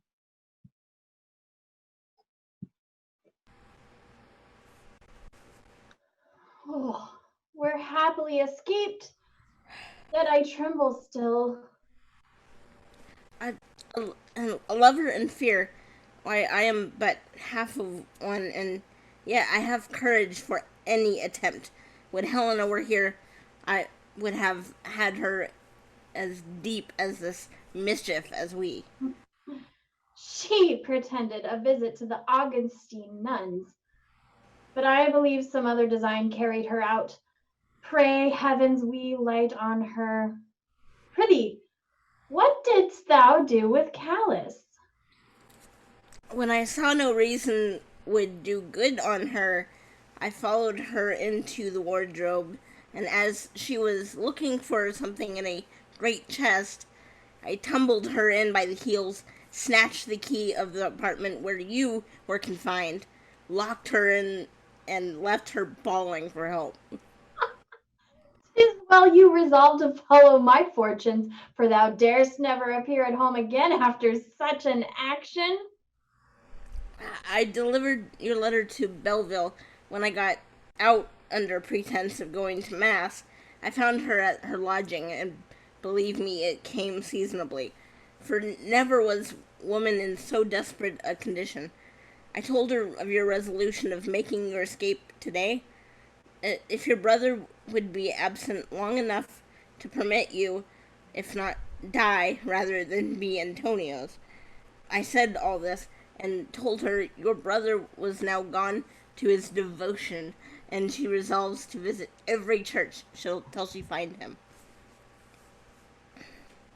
Oh heavens, he is here, and Belleville with him too. Oh, Colonel! Such news that will make you laugh in spite of fortune.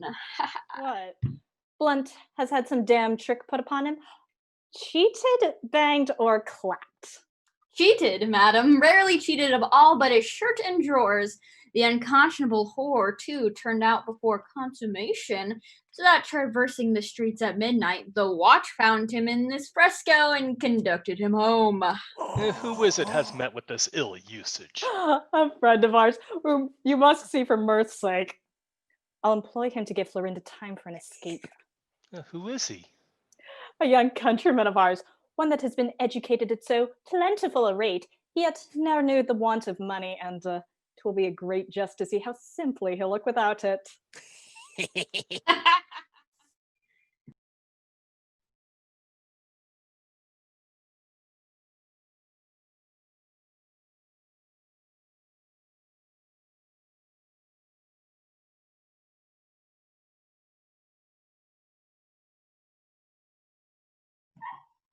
What shall I do? My brother now pursues me. Will no kind power protect me from his tyranny? Oh, here's a door open. I'll venture in, since nothing can be worse than to fall into his hands. My life and honor are at stake, and my necessity has no choice. So now my mind's a little at peace, since I have resolved revenge.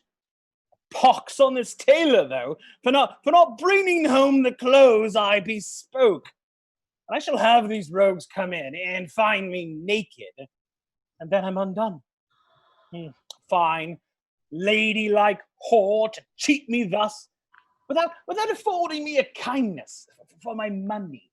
A pox light on her. I shall never be reconciled to the sex more.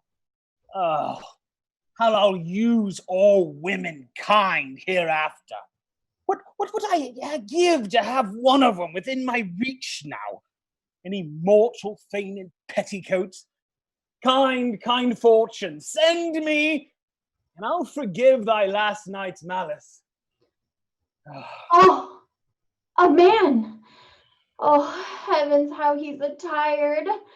Oh, I tremble now for fear, and yet I must venture now to speak to him. Sir, if I may not interrupt your meditations. What's here? Are my wishes granted? And is that not a she creature? Charitable sir, you've told yourself already what I am. I am a very wretched maid, forced by a strange unlucky accident to seek safety here, and must be ruined if you do not grant it. Ruined? Is there any ruin so inevitable as that which now threatens thee? Dost thou know, miserable woman, into what den of mischiefs thou art fallen? Alas, what mean you, sir? I must confess, your looks have something in them that makes me fear. Oh, talk on, and weep too, till my faith return. Do flatter me out of my senses again, a harmless virgin with a pox, as much one as the other. Come, no resistance. Stay, sir, I have seen you with Belleville, an English cavalier. For her sake, use me kindly. Take this present. A diamond? Why, 'tis a wonderful virtue now that lies in this ring. Mollifying virtue. Why, my saint rattled as parlously as you do. She gave me a bracelet too. Sir, the colonel just come with her new friend and a Spanish quality talks of having you to dinner with them. Pox, I am undone. Not see him for the world. I'll lock up the wench in this chamber. And Sirrah, upon your life, say that I am not at home, that I am asleep or anything. Just away. I'll prevent them coming this way.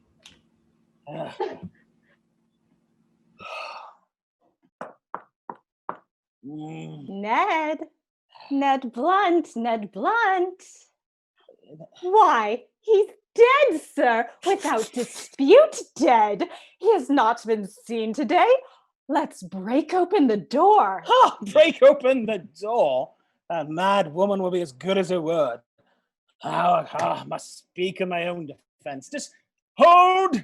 What do you mean, friends? What do you mean? Oh, rogue, art alive? Prithee, open the door and convince us. Yes, I am alive, but at present a little busy. How? Blunt grown into a man of business? Come, open, and let's see this miracle.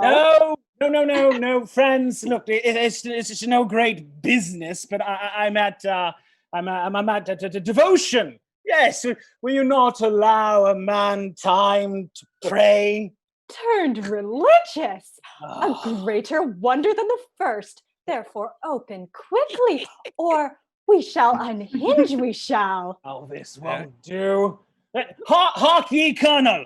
To tell you the plain truth, I am about a necessary affair of life. I have a winch with me, and you apprehend me. Oh, the devil's in it if they be so uncivil as to disturb me now. How, a wench? Oh, nay, then we must enter and partake. No resistance, unless it be your lady of quality, and then we'll keep our distance. So, great, the business is out. Come, lend more hands to the door now. Heave all together. So well done, my comrades.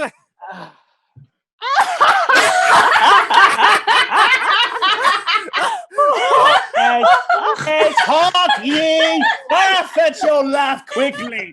You hear? Laugh and be gone.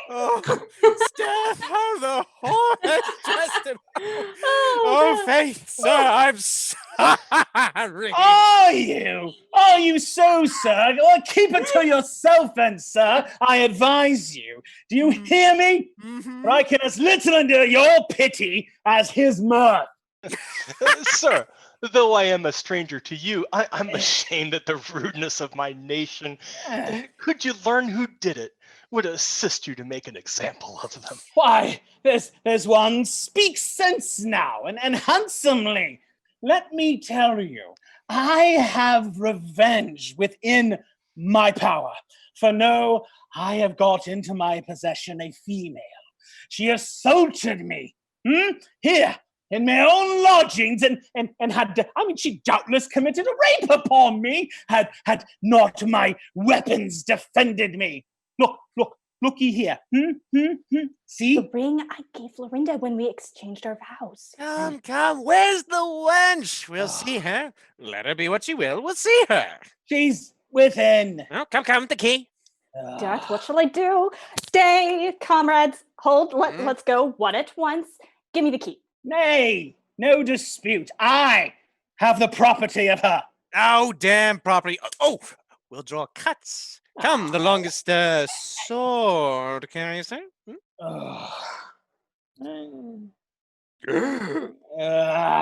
Fine. I yield my interest to you, friends, and that will be revenge sufficient. The wench is yours. Come, sir. I'll conduct you to the lady. To hinder him will certainly discover. Dost know, dull beast, what mischief thou hast done? Aye, to trust our fortune to lots. A devil on it, 'twas madness. That's the truth on't. Oh, intolerable sot. What? Oh, good heaven, defend me from discovery. 'Tis but in vain to fly me. You are fallen to my lot. But sir, perhaps the lady will not be imposed upon. She'll choose. I am better bred than not to leave her choice free.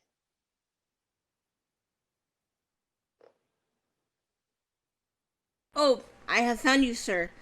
The strangest accident. If I had breath to tell it. Speak. Is Florinda safe? Helena well? Aye, sir. Florinda is safe from any fears of you. Why, where's Florinda? Speak. Where indeed, sir? I wish I could inform you, but to hold you no longer in doubt, she's fled away in the habit of one of her pages, sir. But Callus thinks you may retrieve her yet, if you make haste away. Dishonorable girl, she has undone my aim. Madam, you see my necessity of leaving you, and I hope you'll pardon it. My sister, I know, will make her flight to you, and if she do, I shall expect she should be rendered back. I shall consult my love and honor, sir. My dear preserver, let me embrace thee. What the devil's all this? Mystery by this light. Come, come. Make haste and get yourselves married quickly, if your brother will return again. Hark ye, Colonel, is this that mistress who has cost you so many sighs and me so many quarrels with you? It is. Girl, run and fetch a father instantly. I have a pardon to beg, okay? I'm so out of countenance that I'm a dog if I can't say anything to purpose. Belleville, prithee, present her ring again, for I find I have not courage to approach her myself.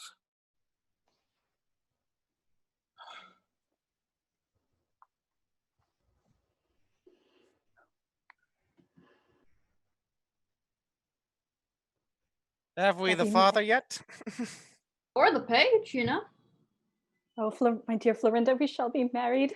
Oh, I cannot wait to complete that mighty joy we have so long wished and sighed for. Come, Fred, you'll follow. Your example, madam, 'twas ever my ambition in war, and must be so in love. And must not I see this juggling knot tied? No, thou shalt do us a better service and be our guard, lest Don Pedro's sudden return interrupt the ceremony. Content! I'll secure this pass!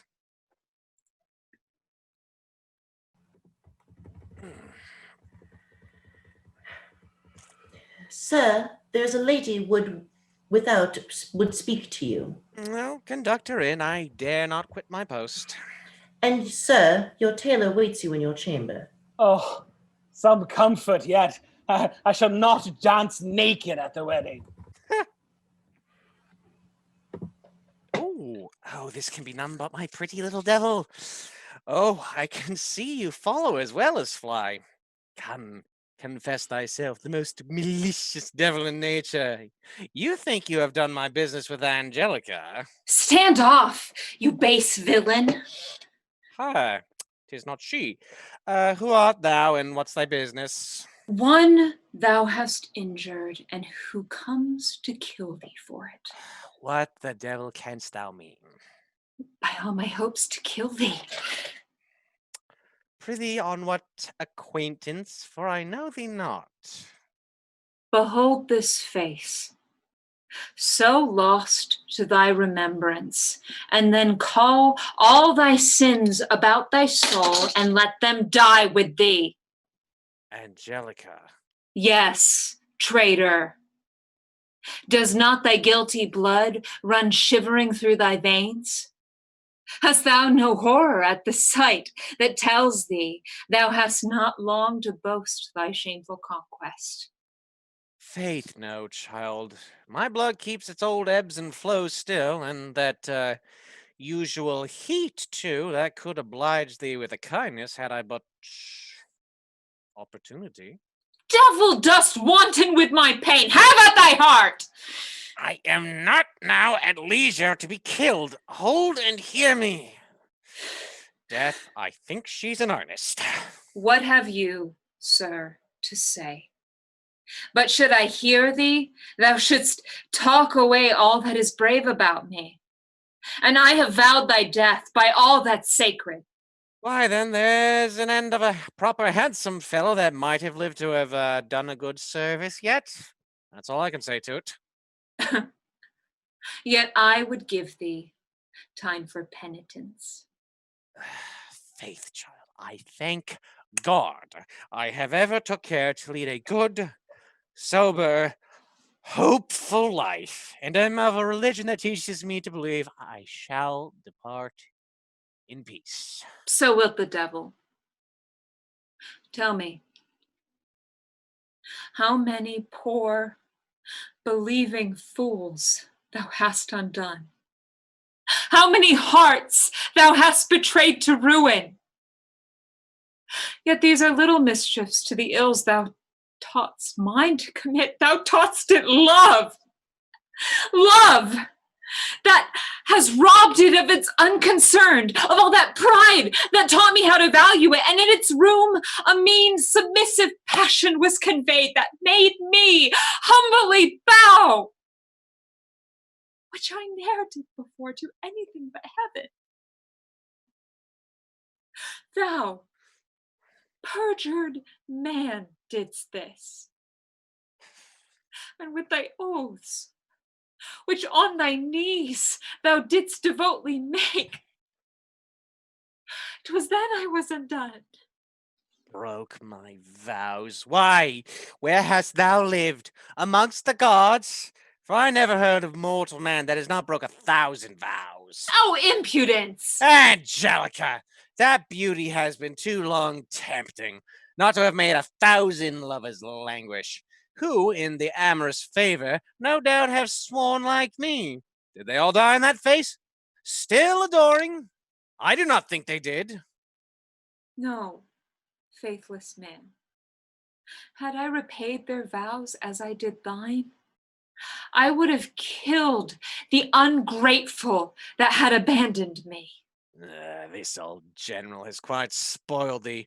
Nothing makes a woman so vain as being flattered. Had I remained in innocent security, I shouldst have thought all men were born to be my servants and worn my power like lightning in mine eyes, to have destroyed at pleasure when offended. But when love held the mirror, the undeceiving glass reflected all the weakness of my soul and made me know. Would not the incense and the rich sacrifice which blind devotion offered at my altars have fallen to thee? Why wouldst thou then have destroyed my fancied power? By heaven, thou art brave, and I admire thee strangely. I wish I were that dull, that constant thing which thou wouldst have, and nature never meant for me. I must, like cheerful birds, sing in all groves and perch on every bough. To gain your credit, I'll pay you back your charity, and be obliged for nothing but for love. Or wert thou in earnest? So mean a thought of me would turn my rage to scorn, and I should pity thee, and then give thee leave to live, which for the public safety and mine own private injuries I dare not do. Prepare. I will no more be tempted with replies. Sure. Another word will damn thee. I have heard thee talk too long. Oh, Angelica. Huh? Ateneo, what devil brought thee hither? Love and curiosity, seeing your coach at the door. Let me disarm you of this unbecoming instrument of death. Amongst the number of your gallants, was there not one worthy the honor to have fought your quarrel? Who are you, sir, that are so very wretched to merit death from her? One, sir, that could have made a better end of an amorous quarrel without you than with you. Sure, 'tis some rival. Ha! The very man took down her picture yesterday, the very same that set on me last night. Oh, blessed opportunity. Hold, hold! I Thou art mistaken, sir. The very same. I command you, hold. By all the passion you've so lately vowed me. Deceiving man, I give thee life, which if thou would preserve, live where my eyes may never see thee more. Live to undo someone whose soul may prove so bravely constant to revenge my love. If I could find Florinda, now while my anger's high, I think I should be kind and give her to Belleville in revenge. Faith, sir, I know not what you do, but I believe the priest within has been so kind. How? My sister married? Well, I hope by this time she is. And bedded, too, or Belleville has not my longings about her. Dare she do thus? Does she not fear my power? Oh, Faith, not at all. If you will go in and thank her for the favor she has done your sister. So, if not, sir, my power's greater in this house than yours. I have a damned surly crew here that will keep you till the next tide and then clap you on board my prize. My ship lies but a league off the wharf, and we shall show your Dawnship a damned rover's trick. Rogues and some new mischief. Ah, Pedro returned. Colonel Belleville, I hear you've married my sister. You have heard truth then, sir. Have I so? Then, madam, I wish you joy. How? By this embrace I do, and glad on it. Are you in earnest? By our long friendship and obligations to thee, I am. The sudden change I'll give you reasons for anon. Come lead me into my sister, that she may know I now approve her choice. Oh. My fairy. Oh, now 1,000 blessings on thee for this kindness. Oh, egad, Sean, I was e'en in despair of seeing thee again. My friends are all provided for within, each lover with kind lover. I thought they'd served me some such trick. And I was even resolved to go aboard, condemn myself to my lone cabin, and the thoughts of thee. And could you have left me behind, would you have been so ill-natured? Oh, why, 'twould have broke my heart, child, but since we are met again, I defy foul weather to part us. And you would be a faithful friend now if Maid should trust you? For a friend I cannot promise, for thou art of a form so excellent, a face and humor too good for cold, dull friendship. Let's retire to my chamber, and if ever thou were treated with such savory love, come, my bread's prepared for such a guest, all clean and sweet as thy fair self. Come, let's retire and fall to. 'Tis but getting my consent, and the business is soon done. But let old Gaffer Hyman and his priest say amen. Hold, priest and Hyman? Oh, prithee, add hangman to him to make up the consort. No, we'll have no vows but love, child, no witness but the lover. Marriage is as certain a bane to love as lending money is to friendship. I see there's no way to conquer good nature but by yielding. Here, give me thy hand. One kiss, and I am thine. One kiss? How like my page he speaks! I am resolved that you shall have none, for asking such a sneaking sum. He that will be satisfied with one kiss will never die of that longing. Good friend, single kiss is all your talking come to this? Farewell, Captain Single Kiss. Nay, if we part so, let me die like a bird upon a bough. Oh, by heaven, I adore thy humor and will marry thee, and we are so of one humor, it must be a bargain. Give me thy hand. Why, God a mercy, Captain. But hark ye, the bargain is now made. But is it not fit we should know each other's names? That way, when we have reason to curse one another hereafter, and people ask me who 'tis I give to the devil, at least I'm able to tell what family you came of. Good reason, Captain, and where I have cause, as I doubt I shall have plentiful, that I may know at whom I throw my Blessings. I beseech ye your name. I am called Robert the Constant. A very fine name. I am called Helena the Inconstant. Ah, Helena! The very same. Now, Captain, show your love and courage. Stand at your arms and defend me bravely, or I am lost forever. What is this I hear? False girl, how came you hither? And what's your business? Speak. Hold off, sir. You have leave to, parley only? I ain't as good as tell it as you guess it. Faith, brother, my business is the same as with all living creatures of my age. To love and be loved. And here's the man. Belleville, I did not expect this false play from you.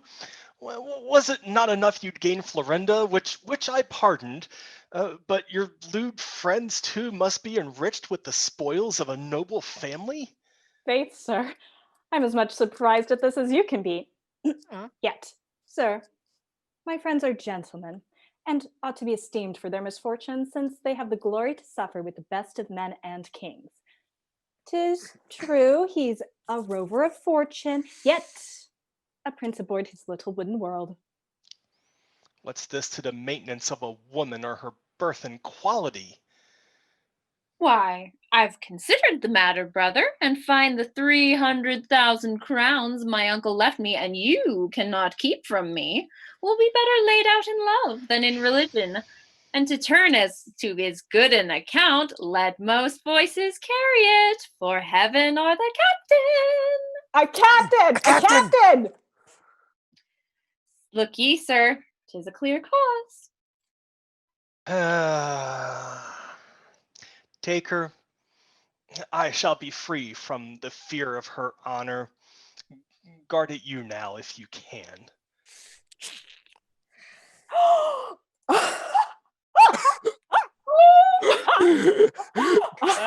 sir, I tell you, 'tis damnable ill, sir. I mean, a Spanish hermit, good lord.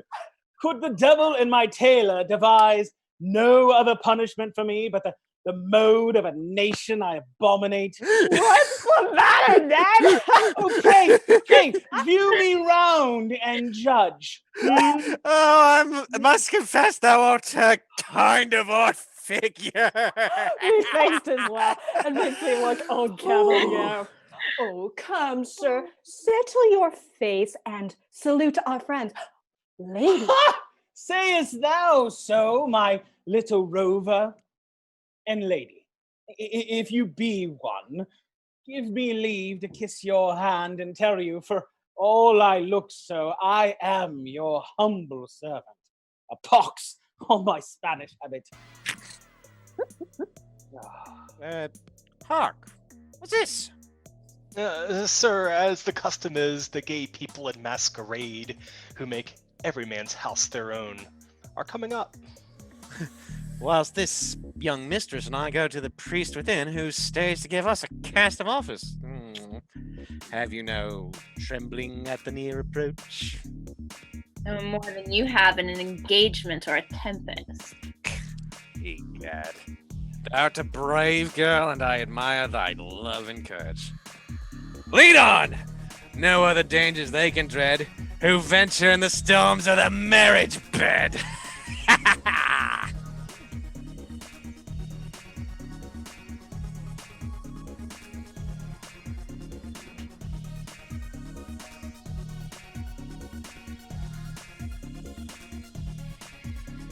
Yay! Oh, thank you all so much for joining us tonight on MajesticPiece Theatre. BreAnna, the director of this here play, just want to say thank you all for your time as we share this lovely story with you all. An amazing cast, and would love to introduce them to you now. Nancy Homan was our narrator. Callie Cardis as Florinda. Helena as Ellie Smith. Pat Leithram played Don Pedro. Anne Hubble played Callus and Moretta. Valerie Asbel played Stefano and Filippo. BreAnna Feinauer was our fine Frederick. Carolyn Putis was our lovely Colonel Belleville. Ryan McWayne as Ned Blunt. Brandon Urie as Wilmore.